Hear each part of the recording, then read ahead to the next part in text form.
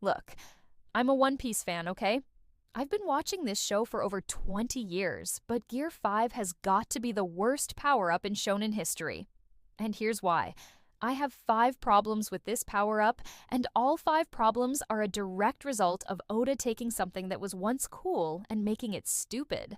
1. Complete tonal whiplash. We go from a serious Yonko battle to Looney Tunes. Where's the consistency? Look at this panel. This looks like something out of space. Where's the buildup for this? Why did we have 1,000 chapters of lore if it was all going to be ignored?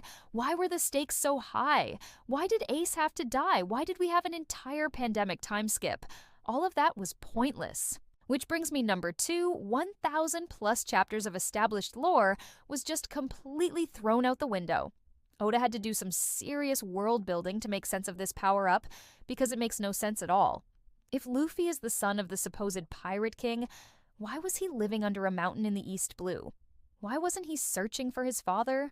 Why didn't he know how to use his powers? Why did he get sent flying into the sky by a punch from a celestial dragon?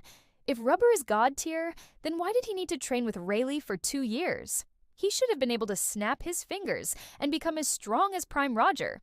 It took him 2 years to get stronger than a pacifista. That makes no sense whatsoever. And speaking of things that make no sense, let's talk about Gear 5. If Luffy is the son of the Pirate King and he just tapped into his true potential, then why couldn't he defeat Kaido in his hybrid form? Why did he need to transform into a full-on dragon to win? The answer is he didn't. He literally turns Kaido's attacks against him. He doesn't even need to fight. If he had this power in Water 7, he would have one-shotted CP9. If he had this power in Eni's lobby, he would have single-handedly saved the entire world government. If he had this power in Thriller Bark, he wouldn't even have needed to fight Oars. He could have just turned his shadow back into him. In fact, he could have just turned the entire Thriller Bark arc into a Looney Tunes segment. This power completely removes any and all tension from the story. Because now going forward, how can anyone take any threat seriously?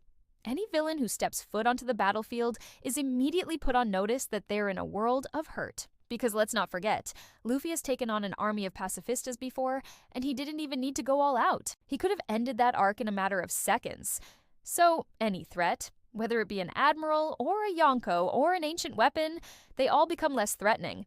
You could replace Kaido with an actual mountain and it wouldn't make a difference because Luffy could just turn that into a hat and send it flying off into the sunset. This brings me to problem number 4.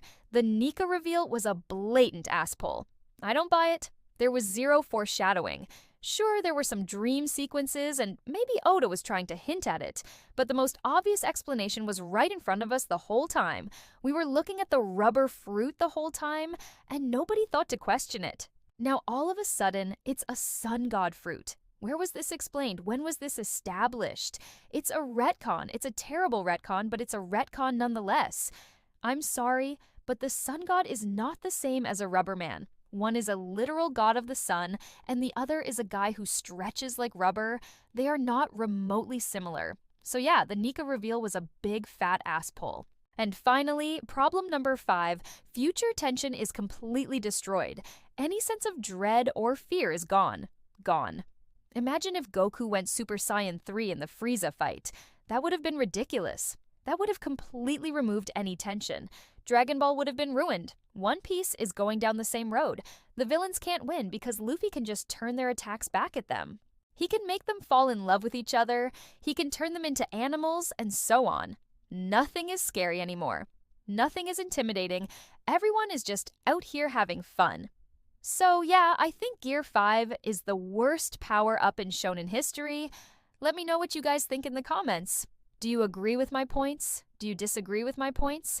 Either way, I'd love to hear your thoughts.